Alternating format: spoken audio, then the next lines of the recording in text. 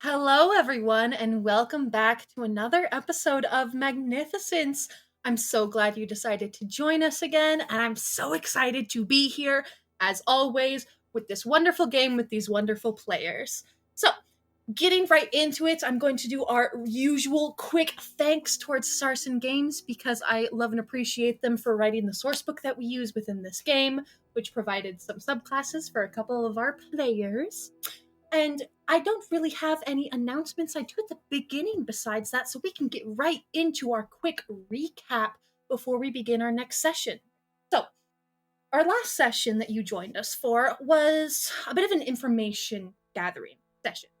Checking in with Suda, filling her in about the events with Athen Cleary and the pursuit of the Dreamcrown, before continuing on to try to meet with a certain Knight Julin of House Driven.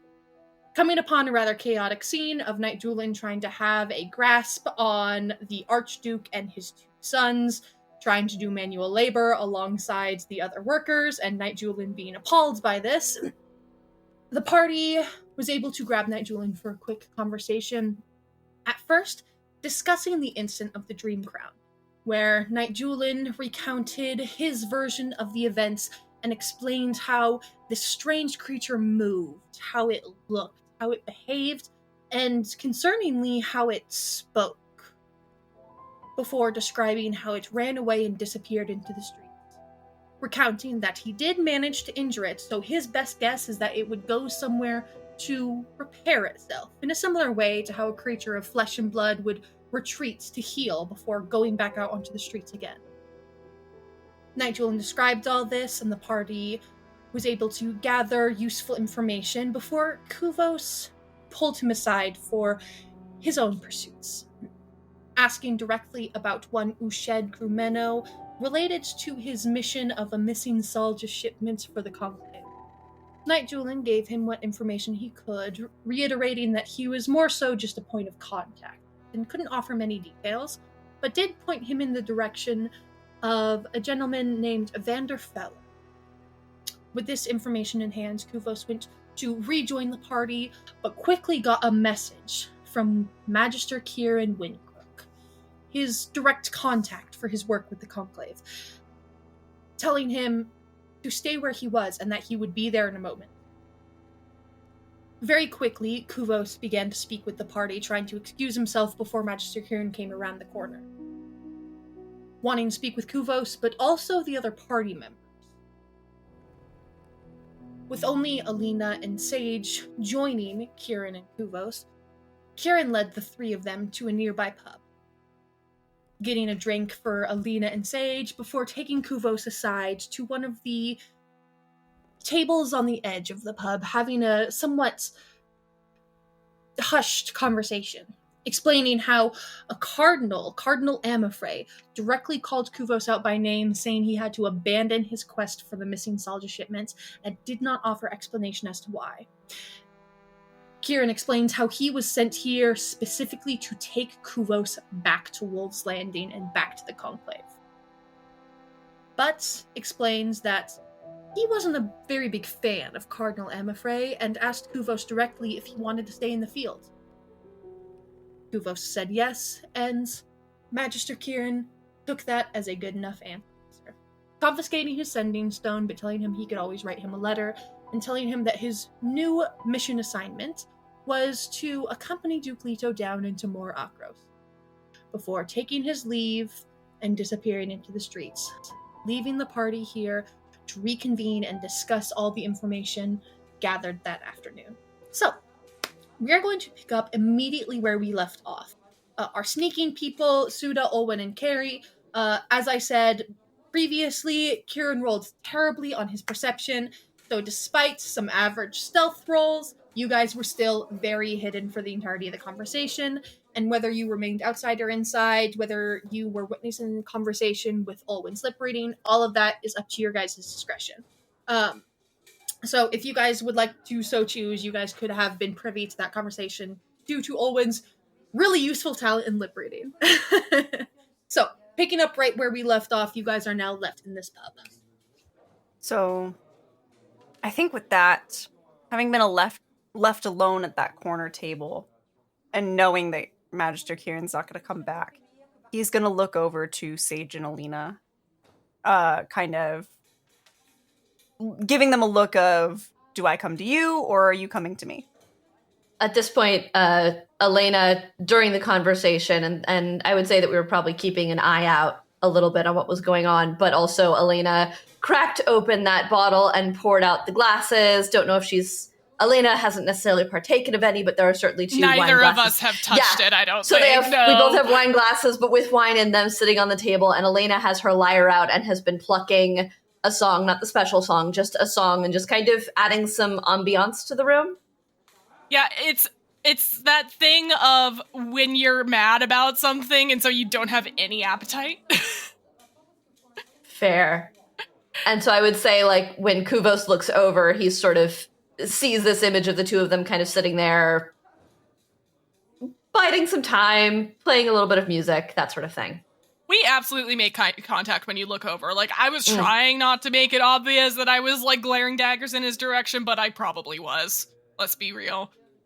And I think Khuvos, seeing that, not wanting to quite be in the center of the room, depending on whether or not they're going to talk more about what happened, kind of motions for the two of them to come to the table. Fine. Lena packs up the lyre, takes the wine glass, glances at Sage, takes the bottle. I leave my wine glass behind. I do not take my wine with me. That's fair. He can fair. keep his expensive wine. Oh, he's left. He left us. Oh, I know, but he paid for it, so that's fair. I hope he paid over for the it. table. He didn't leave us with the tab, did he, G? Yeah, he left you with the tab. No, he ordered an expensive wine bottle, left you with the tab. No, he didn't pay for it. Could have done pay for it. When Khuvos looks back at the table, can the three of us just be sitting there already? Absolutely, simply because that's 100%. Hilarious. Yeah, I love it. You look back and all of them are sitting at the table. Caradwin will drink from Sage's left behind wine glass. Like, Caradwin was behind me. Yeah, you somehow already have it in your hand. Yeah. Just sees Olwen and Suda sitting at the table already and just jumps in his seat. Well, it's a good thing you didn't get dragged back to your school, Khuvos. Why didn't you get dragged back to your school, Khuvos? Yeah, Khuvos. Because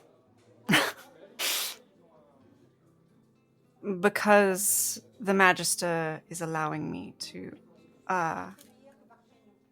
stay on the mission to Moakros. He must really like you then. He does. And he kind of realizes how arrogant that sounds and kind of pauses.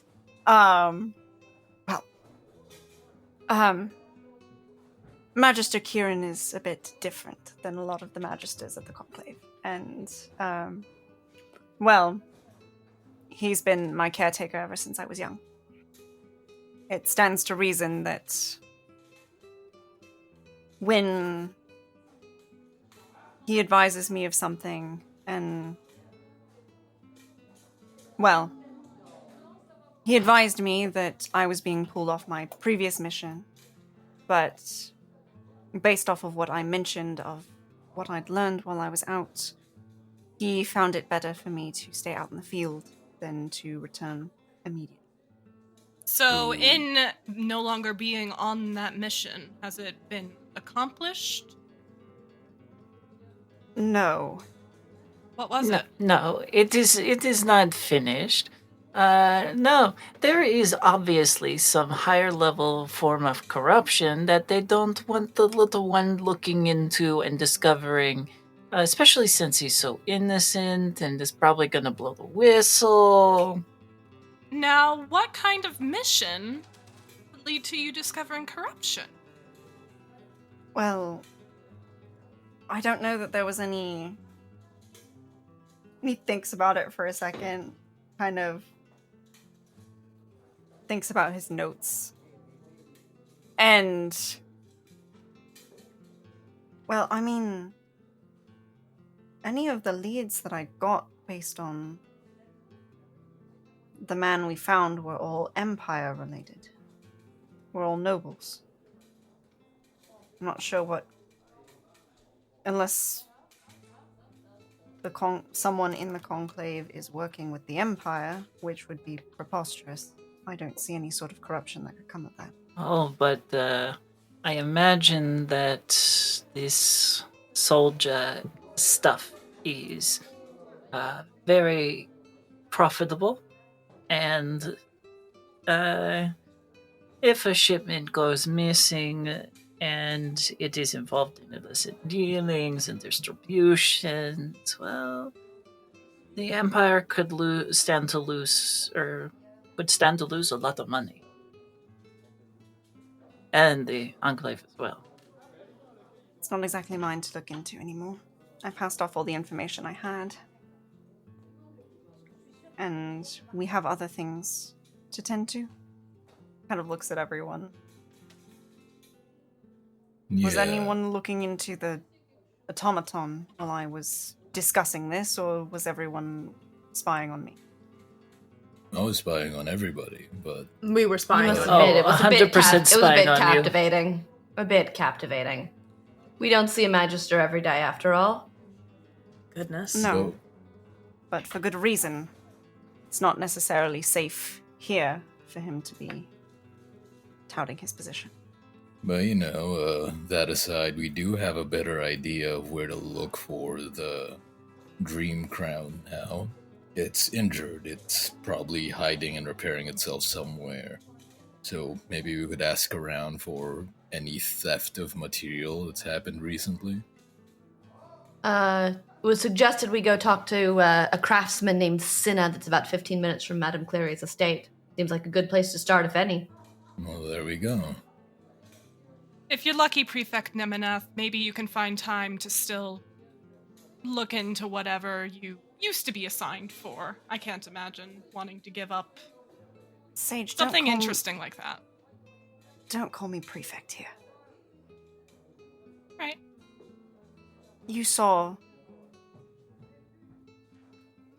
what they did to the mages.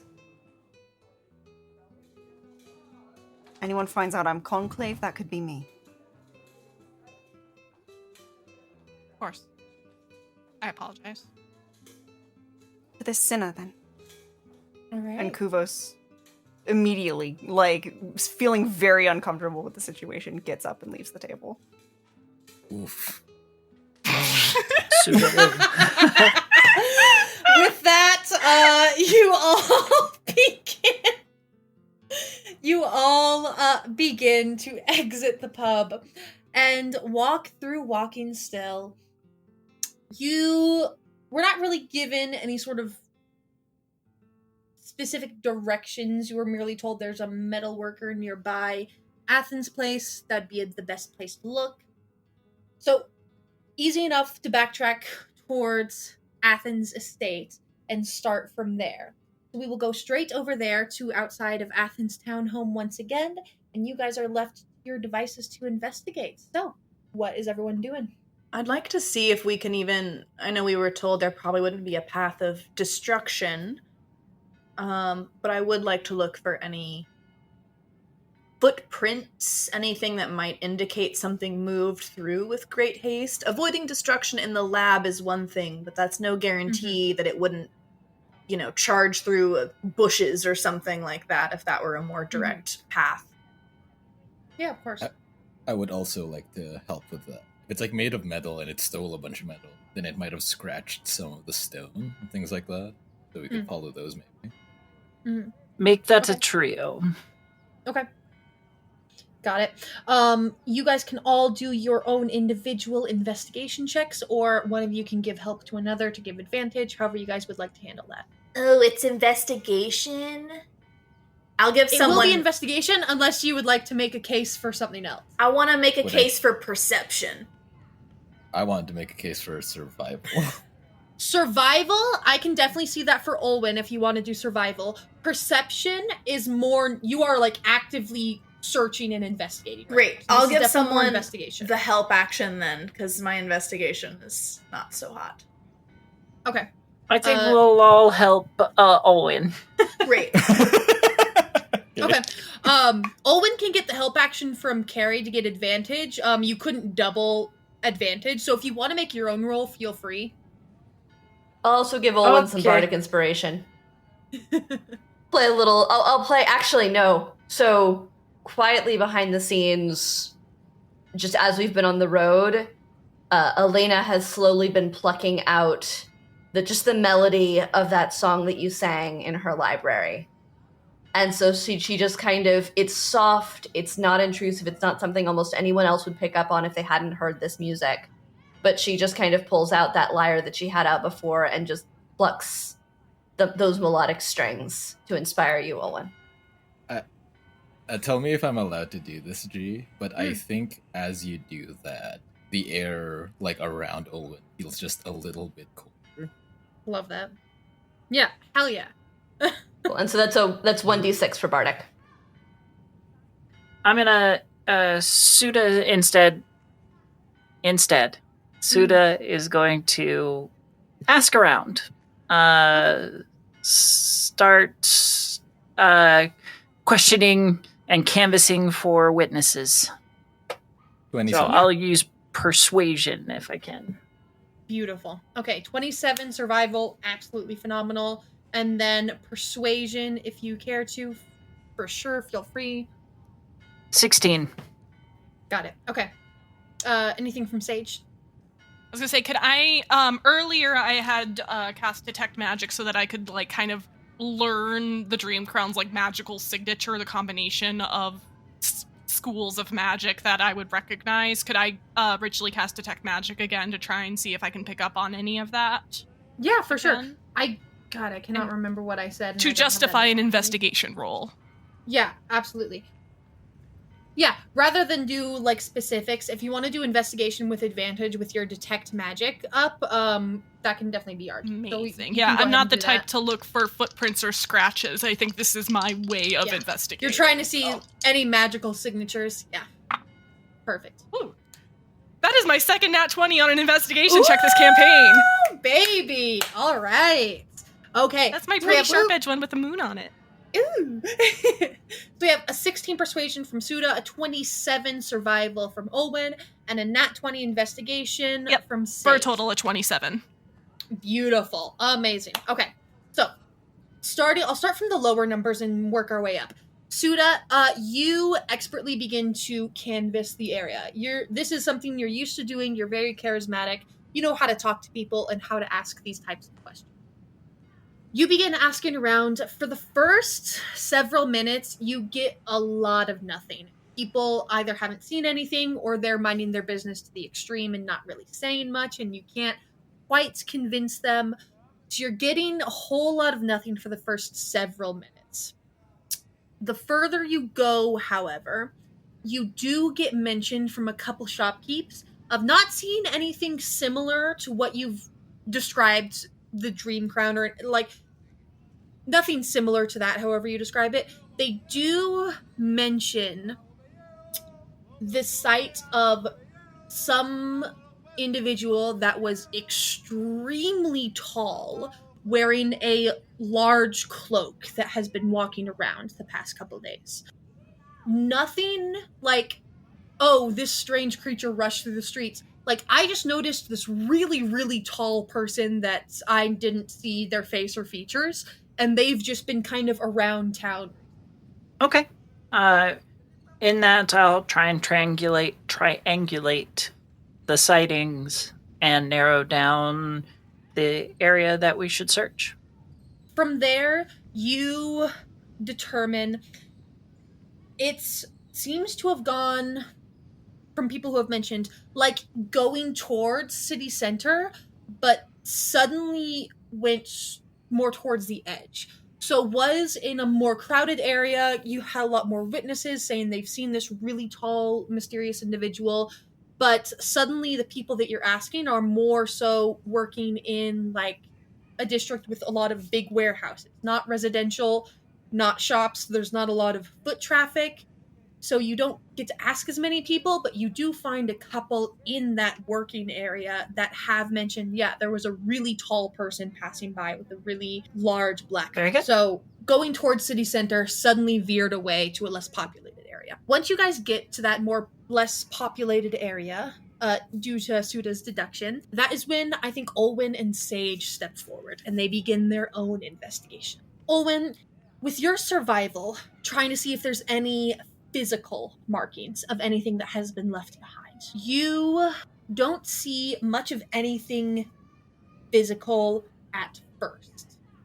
There are no footprints to be left behind. These are stone streets. There's not any like snow or mud or anything that would leave tracks behind.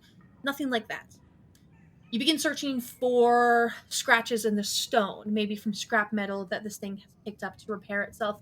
You don't see anything quite like that. Further as you go, however, you do notice almost like charcoal drawings on several warehouses.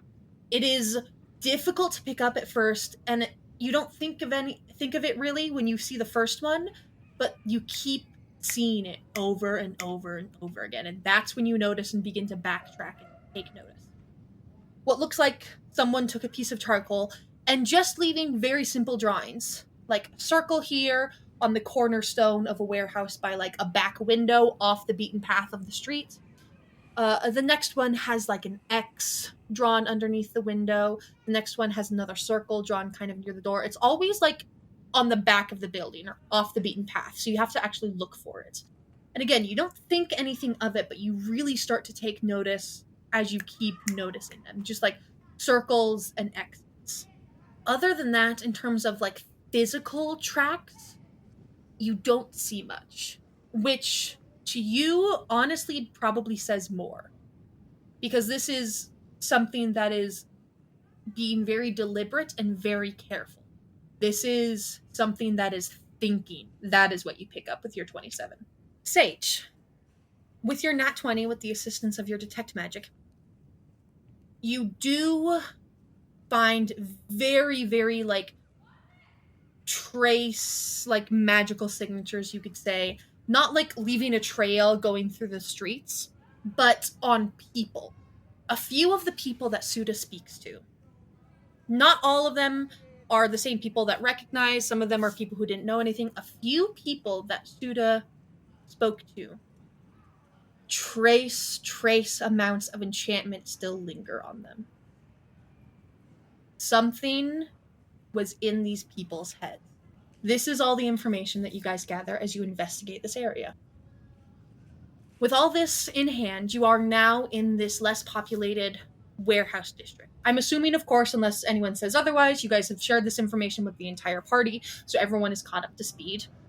So you guys are now standing in this small area that you know this is likely where you have to look. Assuming you guys are asking after Cinna's like metalworking, you are pointed in the direction of a warehouse kind of towards the end of this district. So only has one neighboring building next to it. The other just is up against like the stone wall that separates the district. So it's the one kind of like in the very back corner is what you're pointed to. So that's everything that you guys have gathered so far. I know it's difficult to be careful in the way that you could avoid being enchanted as compared to being careful in the way that you're not ending up next to a very strong guard with a great sword. But I have a feeling the enchantment magic I picked up on back at the workshop was not an enchantment on the Dreamcrown, but rather the Dreamcrown may have capabilities.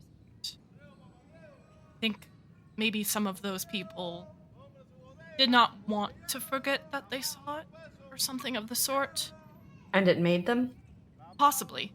There was traces of enchantment magic on them, very similar to the illusion enchantment that the residual energy that was left behind at the workshop that I saw. Well, that's a terrifying thought. But they are unharmed, though. It's being careful. It's a heavy creature. It's made of metal, but it's leaving no scratches in the stone. It's taking its footsteps carefully, marking buildings, trying to maybe tell itself If something they that are way. that tall figure, they are speaking directly with people and not being aggressive towards them. In other words, it's free thinking. It's hiding, it's scared. So yes, it would be. As expected. But also means it isn't automatically perceiving anyone who isn't Athen as an enemy. Yeah. Enemy doesn't mean attack. It might be having a flight reaction instead of a fight one. That aside, it should be around this area, right? Seems so. Are there more of the marks towards Cinna's place? Like, do they get more dense or anything? There are almost every building around Cinna's is marked, I will say, yeah. With either a circle or an X. Can we check what's inside one of the circle buildings and what's inside one of the X buildings? Yeah, for sure. We're on the same thought process. You approach one of the circle warehouses first. It seems to be more like textiles, things of the like. Some people question a bit, but they're not too concerned. It's just an open warehouse. There's a few guards walking around. Giving that you're just kind of like lingering in the door, taking a look around. No one gives you too much trouble as you investigate. Nothing really out of the ordinary. Seems pretty stocked. Pretty normal materials. Like I said, more textiles. Nothing too fancy. Nothing too shabby. That's the first circle warehouse. Going from that to the next closest X warehouse that you check out. The X warehouse is very different in its energy. You see no workers around. You see no guards around. It is almost pretty much abandoned. You see racks and shelves of whatever goods were held in here are no longer here. Checking out the other warehouses with similar markings, you do pick up that pattern. Circle warehouses, things such as textiles, foods, maybe more medicinal supplies, alchemy ingredients, things like that. Stocked as normal. There's some people walking around, guarding the place, maybe getting some work done. X warehouses are quiet, still empty. Not really a lot of sign of what was once in there. Does it feel like they've been empty for a very long time or recently emptied? I would say more recently emptied. There's not a lot of dust. I think the ones with circles on them are places that have people with things they can't use. But all of the X's, I don't know what was in these warehouses. They're abandoned. Or they've been driven out? Do any of the circle ones have objects that are primarily made of metal? Not necessarily. It's cloth, food, medical, things like that. If it was seeking metal, none of these circle ones have metal. But they do have people. All of the X ones are abandoned. I do think you're right, though, that those are the two things it's looking for. Does it have people? Does it have something I need? Or somewhere to hide. I would like to climb up on a roof. Yeah, for sure. I'd like to scale an X marked building nearest to the person that we were directed. Cinna's workshop. Cinna, okay. Thank you. Yes, I would like to scale an X marked building nearest to Cinna's workshop. I'd like to get as high as I can. For sure, yeah. And take a you look. are able to do so. Takes a few minutes, but you are able to climb up. Anything in particular you're looking for, or just kind of seeing what the view is? I am seeing what the view is. I think I may have done this sort of early on if the others are sort of still poking around in the warehouses, but I would like a good top-down view to see if anyone is moving in ways they shouldn't, if anyone is trying to avoid people, if there's a very tall figure who is dodging around corners in the vicinity. Yeah. I'd like to just look. For sure. You climb up to the top of the nearest X-marked building to Cinna's metalworking shop. You are a couple buildings away. There's like two warehouses between you and Cinna's place that you were directed to. You're not directly next to it. Looking around, you see a couple people out on the streets kind of walking between warehouses, conversing. You see there's like maybe a stray carriage that comes down the road occasionally. You see your party in the distance going between warehouses themselves. Nobody acting too strange. No like strange mannerisms or walking that you see. No strange visual characters that you are able to see. Seems pretty normal, run-of-the-mill district that you would expect. I will say, yeah, because you're 2 warehouses away, you'd probably notice this. Looking towards Cinna's, now that you're higher up, you can see some of the upper levels of the warehouse. The windows are, like, blocked. Whether they're blocked from the inside. So there's something pushed in front, or there's curtains pulled, or something like that. You couldn't really tell from the ground level, but now that you're higher up, you can tell you are not able to see into any of the windows of Cinna's place. Immediately suspicious, and I will move towards Cinna's. I'll stay on the rooftops. Yeah. An old guy down at the bottom. Do you gesture? What are you doing up there? Get off the roof. Waves a broom. I'll probably, and as a way to signal, like a long, low whistle, which I, Brace the player, cannot do, thanks to years of braces. Specifically, I know that Olwen is nosy and sneaky, and so if I can get Olwen's attention, at least, that's definitely a direction we should head. There's something sus over in that direction. I will say, yeah, go ahead.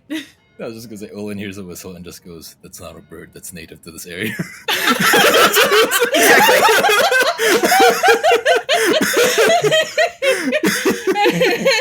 100%. Olwen, bird facts Tanner. Bird that's native.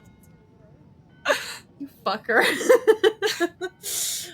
Amazing. I will say, since Olwen and Sage got like the high rolls, they were kind of leading the investigation. You're probably getting Olwen's attention after they've already like helped go through everything. So at this point, like whole party can join, but I know you're calling Olwen specifically. So Olwen, with their heightened bird senses, goes quickly over to the warehouse. Are you at the warehouse neighboring Cinna's? Probably like whatever is like right next door to Cinna's, having crept across rooftops. Okay. Whatever's immediately like next door or across the street, kind of however it's oriented. Okay, yeah. You go to the direct neighboring one, which is one of the circle warehouses. It's like another one of the textiles. The old man with the broom yells at you and hobbles away. Get off the roof. Olwen. How can he see me? Old man with true sight. Old man with true sight. Yeah. BBEG. Oh god. Get off my roof! You can't hurt yourself. Get off my property.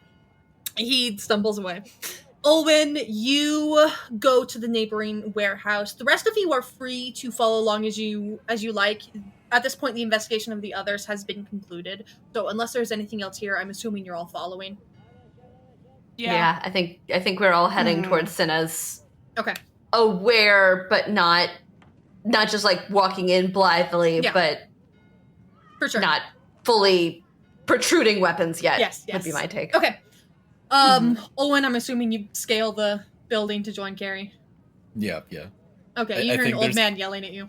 I think there's a difference between the way Carrie climbs the building and the way Olwen does. Maybe Carrie's like more graceful, more thief-like. You see Olwen, it's like an animal climbing a building. Get down from You there. ever watch a raccoon go over a fence? It's like that. Yeah. Amazing. You scale the building. You join Carrie at the top. I'm assuming, Carrie, you point out the windows, make Olwen aware. But you two are on top of this building. The rest of the party is down on the grounds level at the same building. I'm assuming nobody's approached Cinna's warehouse yet. So you guys are all in your places. What is everyone doing? Now that we have a closer look at these windows, am I able to tell whether they're like just covered by cloth or blocked by something heavy, something like that? It does vary. Looking through the windows, it is dark outside still, and there's not any light coming from within. Is your biggest indicator, honestly, is that there's no lights coming from within this warehouse. Taking a close look, you end up deciding, you think it's a varying depending on the window. You would have to guess maybe what was available. One looks like there's a crate pushed in front. The other looks like makeshift curtains. So just kind of whatever was nearby was pushed in front of the window. I would like to point out one of the curtain ones to Carrie, and also to the people below, if they can make out the gestures. Mm-hmm. Yeah, I think the plan imminently is to move in. I mean, we can sort of confer with our party on the ground, but I think we need to see what's inside. And, after maybe a moment of eye contact and a little, wordless point, Carrie will probably try to hop a roof and go to one of the not blockaded windows, but the curtained window that Olin would have pointed out. A little light B&E on this lovely just a casual one. Olin will follow. Unlike the crashing in through the roof. Yeah, I was gonna say, this is not a formal B&E. This is a casual B&E. We're casual. Yeah, we're not going to break through the roof, through a window, through a door, and scream someone's gonna kill you. No, we're not doing that again. It worked last time. I will say, watching them kind of go in through the window. I don't know. I will. Elena's probably going to take the temperature of the. Oh, go ahead. Sorry. No, I will say, because I didn't make you guys roll anything for climbing the roofs. Trying to get to the next roof and lower down on to get these windows open and get in when there's no ledge outside. It's just a flat surface. I am going to make you guys roll. So you guys haven't entered yet, technically. If whatever you're doing, Alina, is dependent on them entering.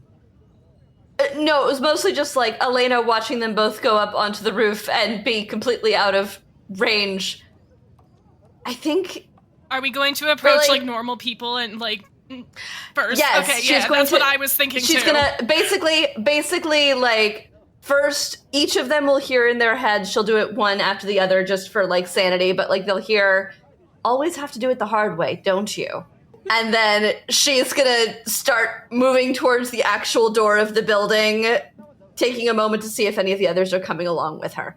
Khuvos, I think, has been very distracted since his previous interaction. So seeing that Alina has made a decision to approach the door is going to kind of be like, oh, that's where we're going, having seen none of the stuff from the roof whatsoever. She's like, yeah, Carrie and Olwen are just kind of like gone, whatever they're doing.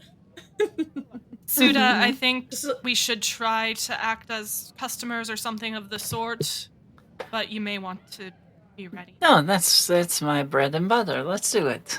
All right. I'm not as strong as Suda, but I have a 13-foot long jump. Is that enough to make the gap or no? Yeah, for sure. My concern is getting down from the roof, the overhanging roof, down to the window that has no ledge. So, that's okay. We have the 4 on the grounds, just approaching like normal people, and we have the 2 motherfuckers on the roof, just scrabbling around. So, I will have the 2 of you easily enough.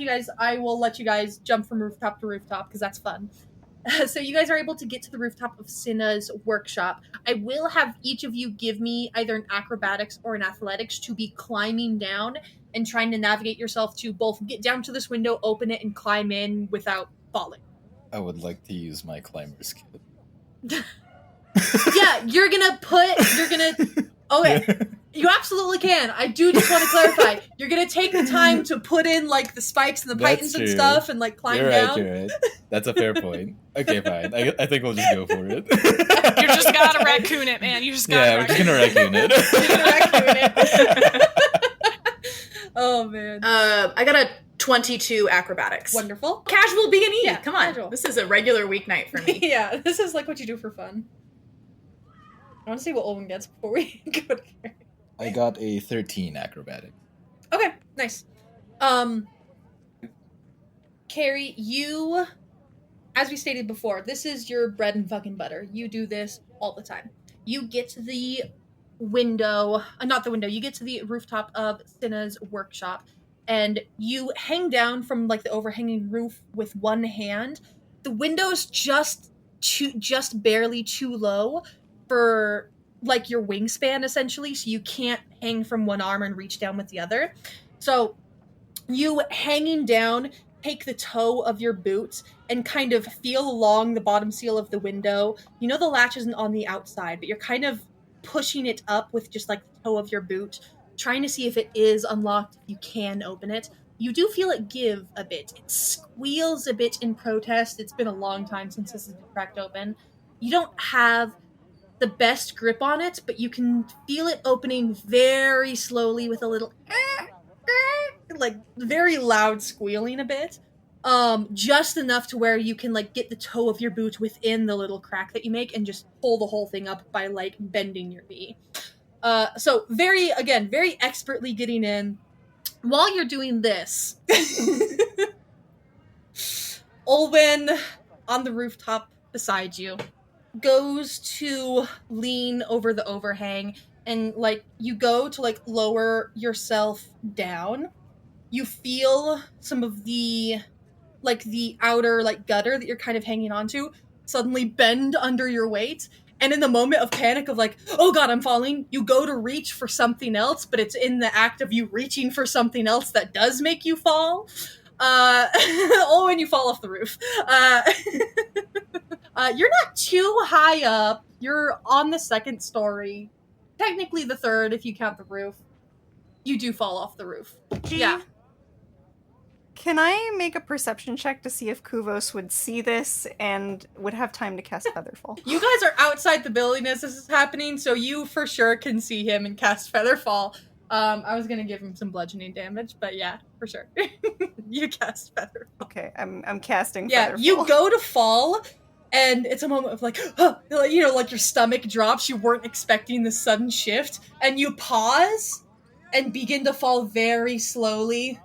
And as you go, I think just like you're passing right by the window, I think just reaching out a hand and grabbing the window since you're falling so slow. It's like a very slow, like, reaching, grabbing, and then you grab the window and it's like, yeah, I planned that. Owen gives Khuvos a thumbs up.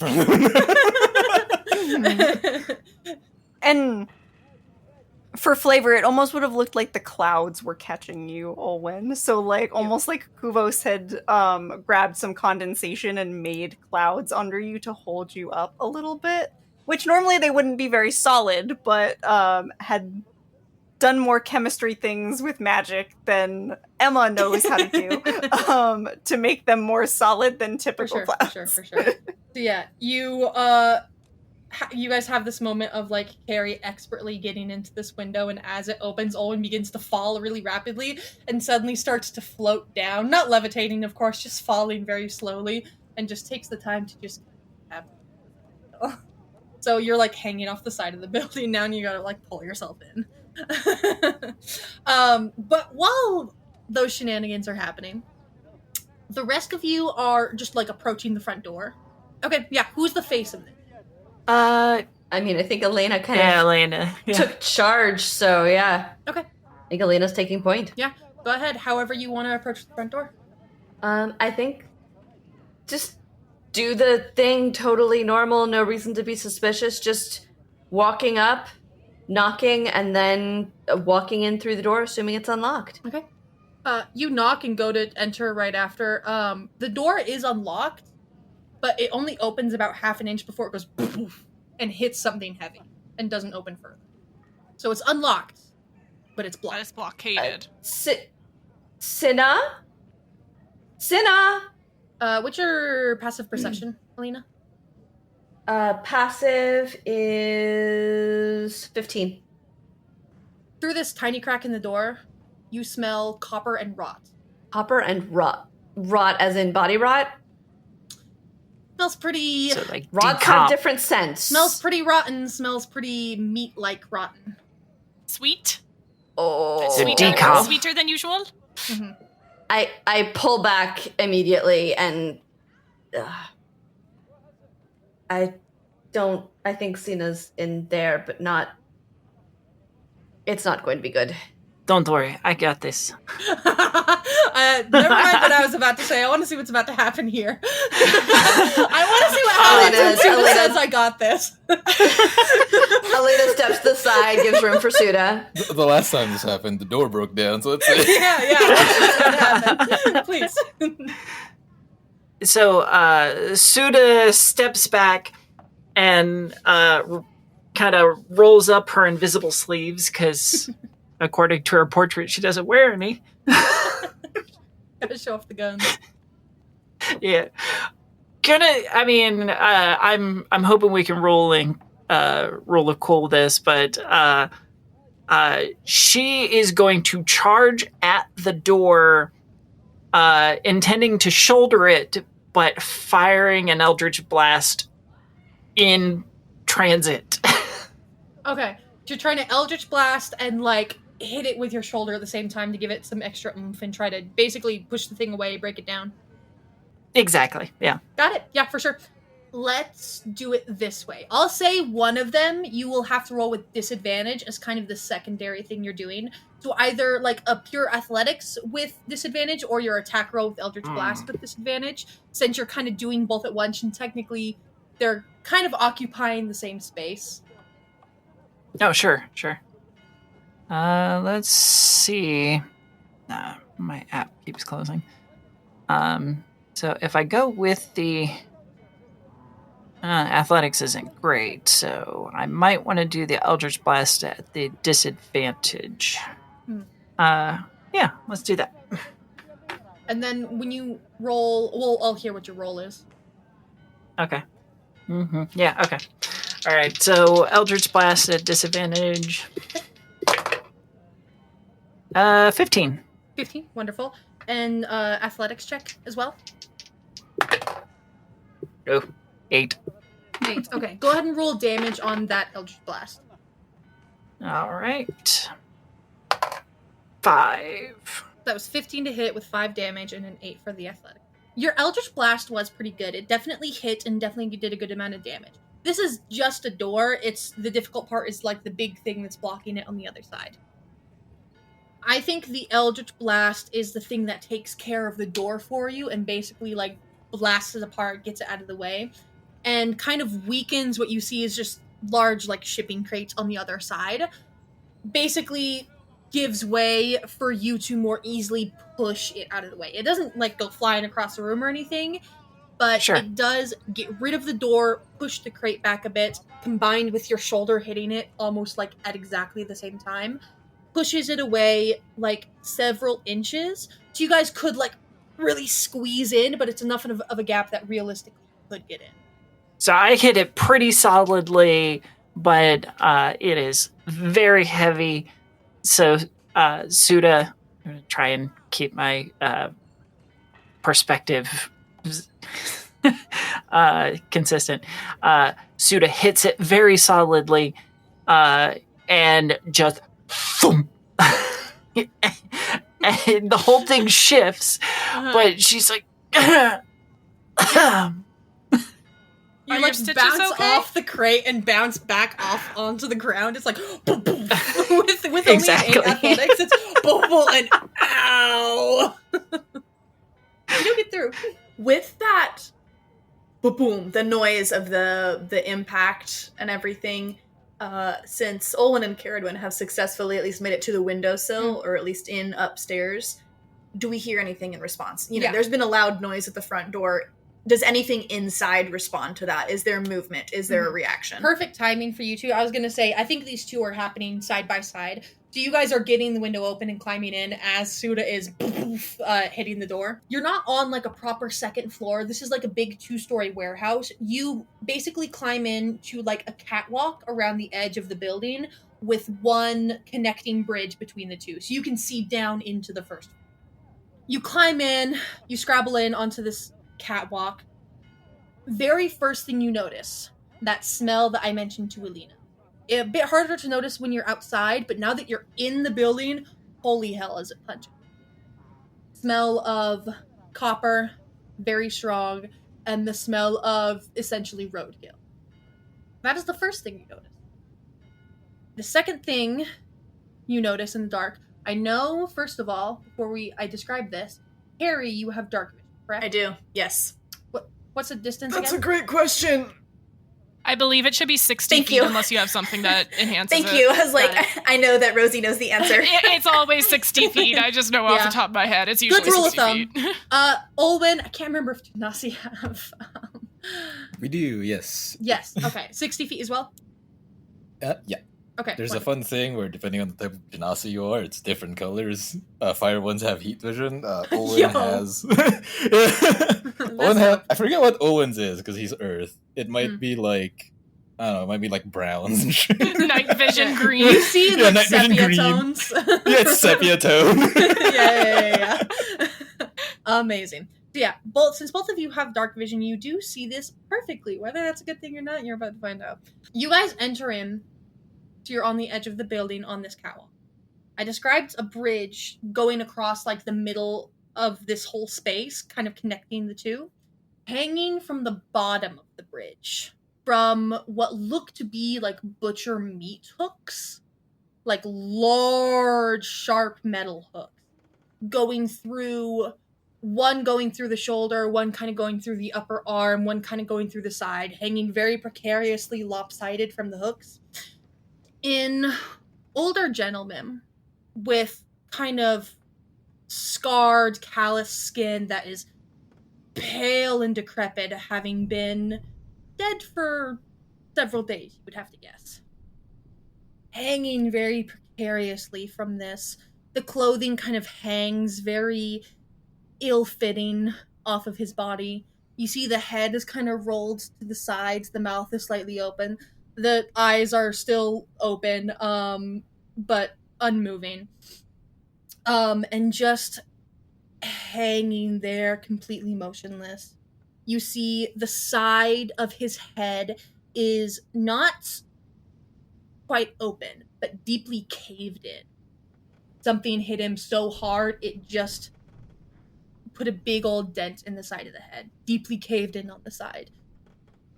Covered in other various bruises and gashes. You see there's like some bone sticking out here and there from really, really intense bad breaks, but just hanging, no longer bleeding because of course been dead a while, but you see a giant pool several feet below him on the first floor where the blood once did flow.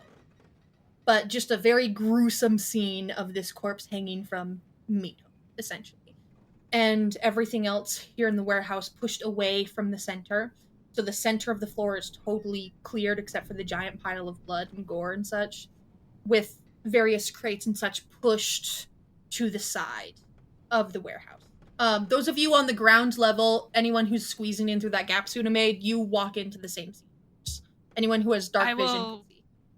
I will cast a light cantrip so that I can see. And that's all we see? There's no movement in response to the crashing at the door or anything like that? You see no movement to the sound. You do see, I will also point out, you do see along the back wall, there are stairs that lead further down. But currently on this level, on both the second catwalk level and the ground level, you see no response, no movement. It is totally still, completely dark. That's not disturbing. Do we assume that's Cinna? Did we ever get a description of Cinna when we were talking to folks? You trying to find our way here? Did not. I will say the corpse is wearing work clothes, so heavy leather apron, no gloves, but heavy leather boots. You could probably assume just based off of the clothing and attire and general state of calloused hand. Yeah, I think that is a safe bet. Yes, seems likely. Caradon will move further down the catwalk, towards the bridge area where this body is hanging from. And as I get closer, I can intuit that this is torture of some kind. There was a purpose to this degree of violence. Mm-hmm. The blow to the head would have been an immediate kill. It's hard to determine if that came before, that was the cause of death, or came after. Could I do... All the other wounds on the body, deeply unnecessary. Could I do a medicine check to see if I can determine whether the wounds are perimortem or postmortem? Yeah, I will say, just because you're standing on a catwalk kind of looking over at it, it would be at disadvantage unless you guys are able to get it down and investigate up close, because it's hanging below you right now, the body. So you can do a medicine check currently at disadvantage or try to get it down. I could help to cancel out the disadvantage, or do you want me to just pull the corpse up so it's not hanging? If we can haul it up onto the catwalk, I'll take a look. For sure, yeah. Easily enough, Olman assists, you guys haul it up. It's gruesome, but Carrie, whatever. You're this is normal. So everyone on the ground, if anyone has anything else they'd like to do, feel free to chime in. But you guys haul the remains back up to the catwalk, so you can do a regular medicine check. Can I still offer the help action? Yeah, of course. I was going to say, if you want to do help so you can give Carrie advantage, for sure. I will take it. Did we also note the movement toward the back? No movement towards the back, but you do see stairs going down. So you know there's more a basement level. Okay. May I have s- cast detect magic before we came in ritually? Yeah, just to have it up. Yeah. Okay. Okay, yeah, sorry, for I sure. didn't mean to interrupt you, Winter. You're good. Suda is going to slip away as everybody's examining the body and head for those stairs. Suda, don't go alone. Yeah, does the Where are you going? detect magic pick up on anything? Nothing up here. Nothing on the body that you can detect. What have we said about not going on errands alone? I'm just scouting it. If I see something, I'll call you forward. 21 on the medicine check. We'll get to Suda scouting out as you are doing this medicine check. So, performing the medicine check, you're very familiar with this sort of work. This is what you do. You are able to determine it was the blow to the head, the extreme blow to the head that did kill him. That's maybe the tiniest comfort. He died very much instantly. The other wounds, you have a guess in your head. Yeah, you rolled pretty high. There's no pattern or order to the other wounds. There's no. You can't really tell intent just by looking at the body, but you can guess, and your guess is these were not malicious wounds.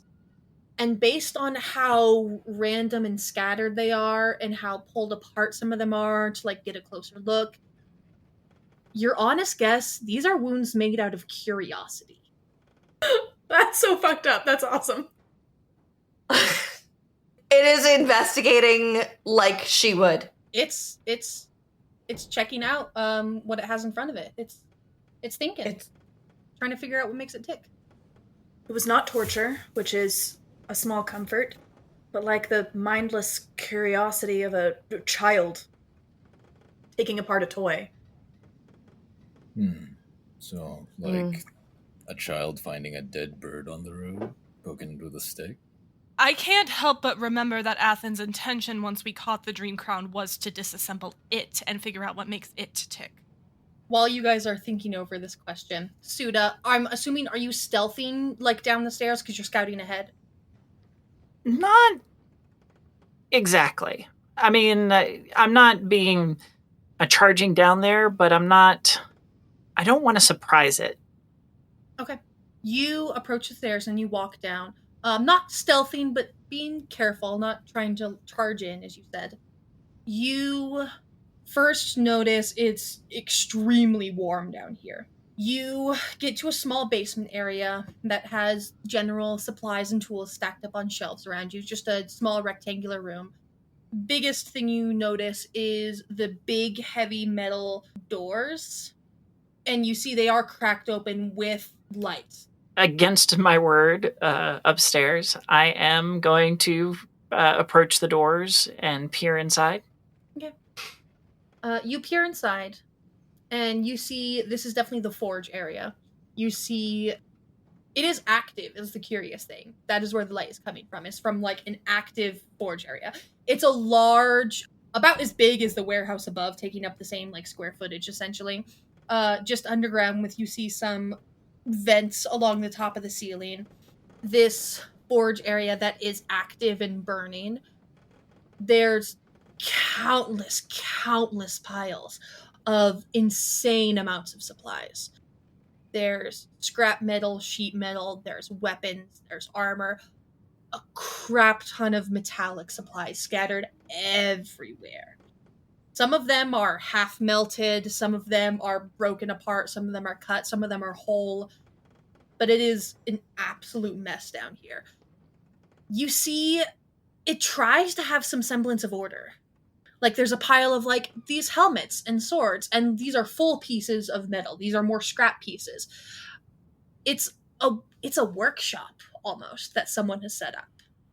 You see no movement, but you do see this scene in front of you.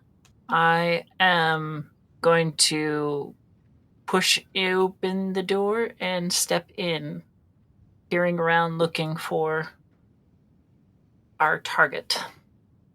Go ahead and make me a perception check. Mm-hmm. Ooh, that was a really good one. That is a 19.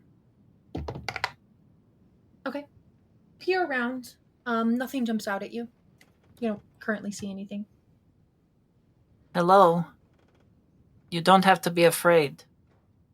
A long stretch of silence as you wait in this tense underground forge area, seeing nothing move in the dark, calling out to something that you're unsure if it is there or not. You stand in silence as it continues to stretch on, and no answer returns to you. Real quick, as Suda's down here calling out, you guys are still upstairs. Your investigation with the body concluded. These are all kind of happening right at the exact same time. So anything else you guys are doing with the body or with the investigation up here? I think having determined that it was not torture, that death occurred very quickly, that all of the sort of the gore and violence happened afterwards as a result of investigation, Caradwin is satisfied with that degree of knowledge and will book it for the stairs following Suda, because we should not be splitting up for very long. Yeah, I think exactly the same, yeah. Before, I'll follow as well, but before I head down, I just want to, like, without disturbing the pool of blood, because icky blood, I remember that in Athen Cleary's place, there were, like, circles on the floor and, like, markings and things like that. Is there anything like that on the, because everything got spread out to the side, is there anything that got put under, that got covered, or is part of the floor marked on the floor in that space that got cleared out with all of the crates and things? No roll required for this. You don't see anything on the floor.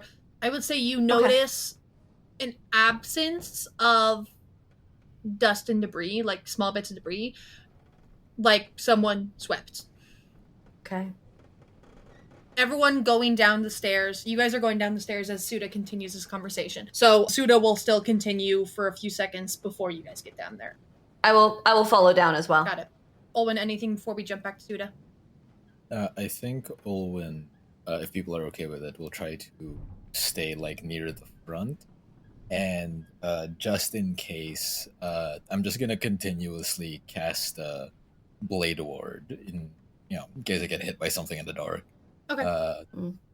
Yeah. So as he's going down, the eyes go. And I will say, as we go down, I'm going to whisper to everyone, give me a chance to try and convince it before we do anything aggressive, please. Thank you. Okay. You guys are all leaving the body behind and beginning to go down the stairs. Suda continues this conversation. Suda, your initial call out receives no answer, and you are still standing there in the silence. I've been where you are. Isolated, trapped, confused. I want to help you. You just have to trust me. And I'm gonna give a persuasion. I think that is a 16. Yes. Your voice calling out in this silent forge feels like an intruder. It feels so out of place amongst the tense, dark silence down here that it feels almost wrong. Another couple of seconds of silence stretch as you hear footsteps coming down the stairs behind you as your party is beginning to join you. Before finally another sound echoes through this dark floor.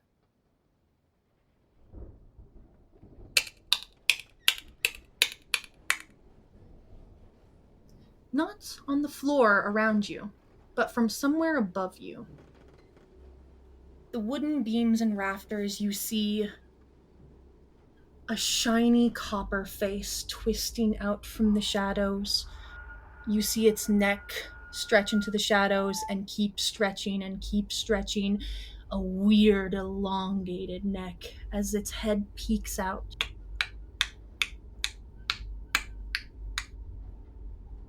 You see copper hands curling around the wooden beams as it begins emerging upside down from where it was hiding in the shadows of the rafters. You see a dark black cloak tied hastily around its shoulders. Its full body not revealed yet, just from the shoulders up. The elongated neck twisting and turning as it seems to appraise you. Its blank, featureless face is as it was described, except there is charcoal drawn in a circle where an eye would be. And it looks, twisting its head back and forth to the side. Hello, hello, hello, hello. Not wanting to hurt, no trust, no, no, no, no, no, no, no, no, no. Hello. I motion to the group that is filling in behind between the doors behind me, and just tell motion to stop.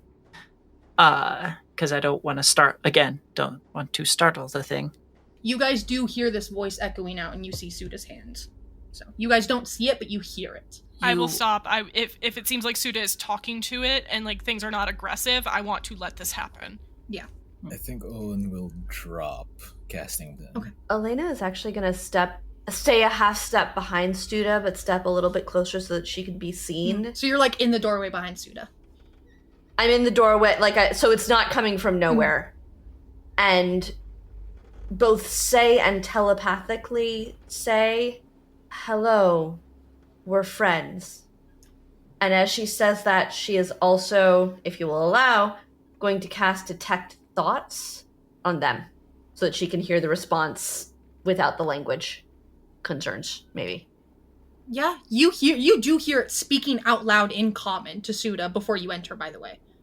Oh. Yeah, it is speaking out loud in common. But still, like it's echoing from somewhere on its person.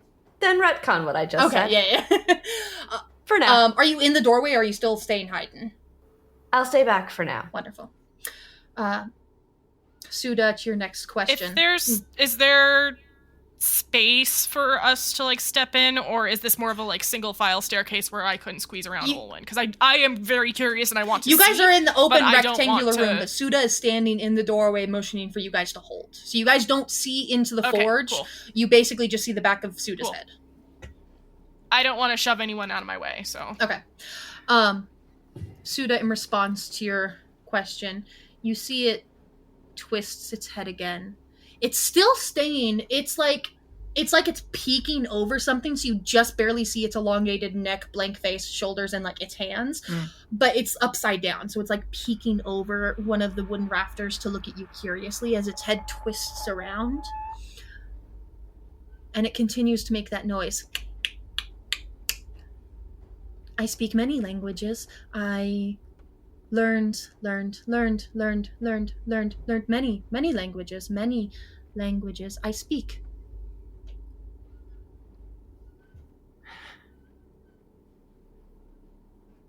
Then you will understand when I say, I am friend, here to help, not to harm. But I must ask, why the man upstairs was harmed. It twitches suddenly. Not in the same fluid way it's been weaving around. It twitches really harshly. And you see it emerges a bit more from the rafters and the shadows where it is hiding. And you see it reaches out with one hand. Not clawed, just normal fingers. But still they dig into the stone wall with ease as it begins to claw its way further down. The more you see of its body, the more wretched it is. It was originally, you have to guess, just a regular, like, copper silhouettes imitation of just an average person. It seems to have almost added on. Its arms are two different lengths, but both impossibly too long. Its torso is a bit too wide in places and bent in other places. It has been building on and adding on to itself. And it is, the best way to put it, it does not know what a person is meant to look like. So it looks extremely wrong. and it continues to clabber down, with ease, digging its fingers into the solid stone wall to give itself some handholds to crawl down. It is easily 7 to 8 feet tall, but it is so crouched and huddled in within itself, you do not see its full height. No, no, no, no, no, no, no, no, no, no. Outside. Must remain outside. Must remain outside. Where? Home, need to go home. Where? It suddenly moves very fast, scrabbling down the wall, so it's now on the floor. It hasn't gotten any closer to you, but it is now crouched on the floor, its tattered black cloak barely hanging on to its shoulders anymore. You see it cocks its head to the side. You are now seeing this wretched abomination of an invention crouched in front of you, and you notice some things on its body are not metal, but bits of bone that it has tied to places on its limbs as it has tried to integrate it into its form. Upstairs. That one. Introduced himself, said hello. My name is Cinna. Please, no, don't hurt me! Please, no! I did not like it when he yelled. Yelling is violent sometimes.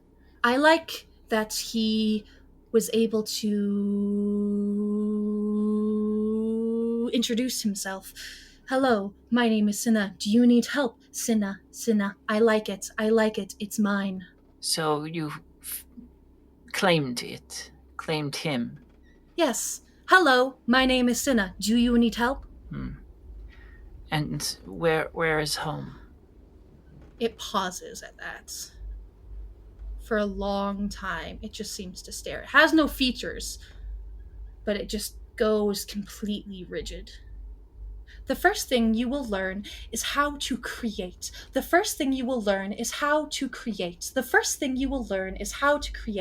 My name is Athen. You will be a great asset to the working world. Eventually, you will become something fantastic. I know it will happen. It has to happen. Please, I need this version to work. I can't go yet. I don't understand the implications, but home, organized, like this.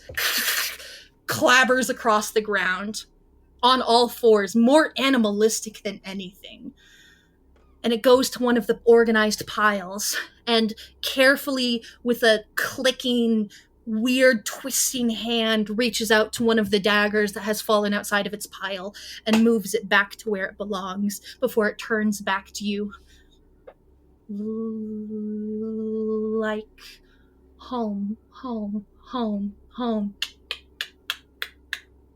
So who are you? You are not Cinna. Who are you?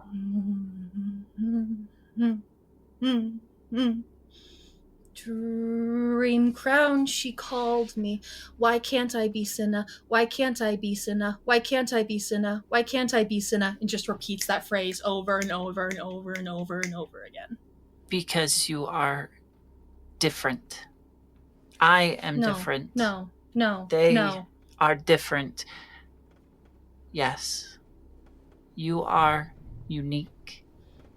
You have your own identity.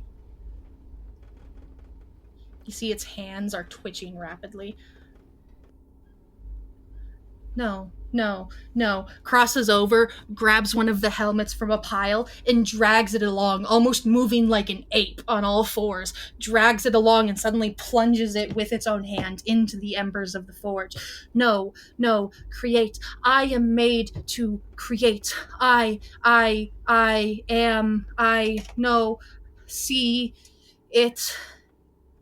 I saw it.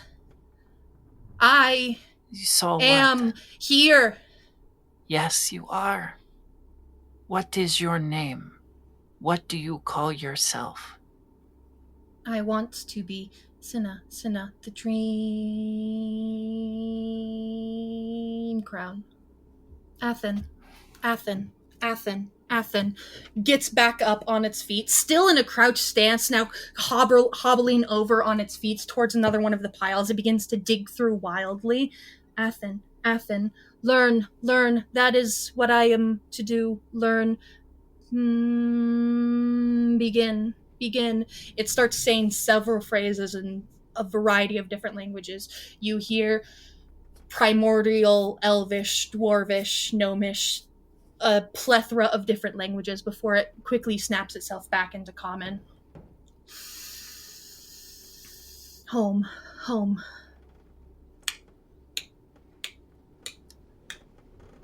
Do you know what will happen if we take you home? Taking home requires open door. I can't do it. I can't go outside. I need you to understand that if I can't do it, I can't explain why the moment I step outside, everything's gonna go wrong. Home, can't exit. Outside, home, outside to home, can't, outside. Are we hearing all of this from outside? Yeah, you guys are hearing all of this. It's speaking out loud. Yeah. I'm going to walk up to the door and just gently knock on the door frame before coming in. It's that, like, I'm trying to move slowly and not startle anyone and not surprise anyone. Suda, you notice, and Alina, you notice as you enter, when you knock on the door, it lifts up a helmet as if to throw, but holds. I'm going to encourage Alina to roll an insight check. Okay. I guess I'll roll an insight check. Yeah. I mean, there's a lot happening with Suda right now. Okay, I rolled 14. As you come around Suda, you'll even just a passing glance will tell you that I am struggling mentally, emotionally, and while it might take your detect thoughts Cinna lowers the helmet and instead crawls forward a bit, very quickly, but stops and just holds out a hand. Holds out a hand, like, to me? Towards the both of you, like towards the door. Just palm upwards, outstretched hand holds it out. What feels like outside to you? If you're in a box, is that outside or inside? It turns its hand over and points at you. Outside. Bad. Outside. No. Outside. No outside. No outside. No outside. No outside. It keeps pointing at you as it says that. That's interesting. Do you want to go outside? Do you want us to go outside? Do you want to go home? Home. No outside. Home. No outside. Home. Holds the outstretched hand home, again. No outside. She wants to go home, but not outside. If we can, would you trust us enough to get you home? If we can do it without letting you be outside? It moves back a few paces, but keeps its hand outstretched and does a motion of come closer. Elena's going to glance at Suda for a moment and then say in her head, "You've got my back, right?" There is the slightest of nods. And then Elena steps closer, and if the hand is still outstretched, places her hand on theirs. Oh, this is such a bad idea. Even crouched, the mass of this construct dwarfs you. As I said, it doesn't know what a person is meant to look like, and it is doing its best, but it is overdoing it. Mm-hmm. It looms the closer you get. You don't realize how big it is until you're right in front of it. You are about halfway into this forge area. Its hand outstretched. As you get closer, it keeps swirling its head around on its elongated neck, making that same noise. You come closer. You place your hand in Cinna's. They close their fingers around your hand. Please make me wisdom saving throw. I figured that was coming. Okay, but not amazing. Woo! That dice went on the floor. Hang on. 16. You are deeply, deeply lucky. Okay. You hear in your head as you take Cinna's hand. It makes you physically wince due to the volume it is. You hear in your head as this is cast. Outside, bad, no. And you hear that repeated over and over and over again, and you have to force yourself to shut it out. As you overcome this spell, as you feel this metallic, horrifying presence begin to try to grasp at your mind, and it fails. And it holds your hand tighter, almost painfully, and pulls you towards it. No home. Everyone please roll initiative. Before we roll initiative, can I, by any chance, can I cast suggestion? We will, as a response to that attack that I just got. We will try that because we are going to end at the top of initiative. Oh, so let's try fair. that just before we start. That sounds fun. Let's try this. Okay. Go ahead and explain the spell to me.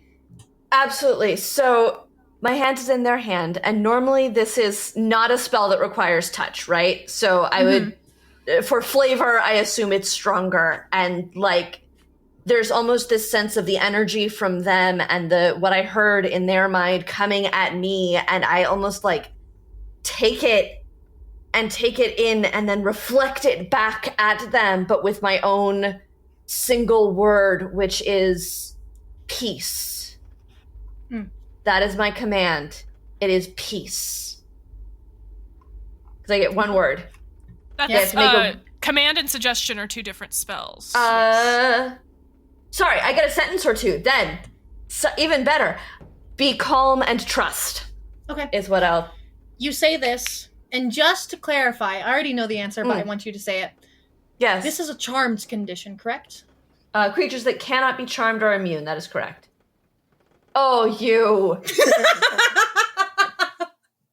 You feel the spell slide harmlessly off of its mind. Oh, damn it. Having absolutely no effect. I lied. We'll roll initiative at top of next time because I don't expect you guys to remember it for all this time between sessions. But we will call it there, everyone, as we enter into the fight with Cinna the Dreamcrown. Thank you guys so much for joining us. I hope you had a fantastic time. I hope I spooked everyone at least a little bit. We'll see you next time for the fight against the Dreamcrown. Bye-bye. Bye. I'm so dead. Everybody get hurt.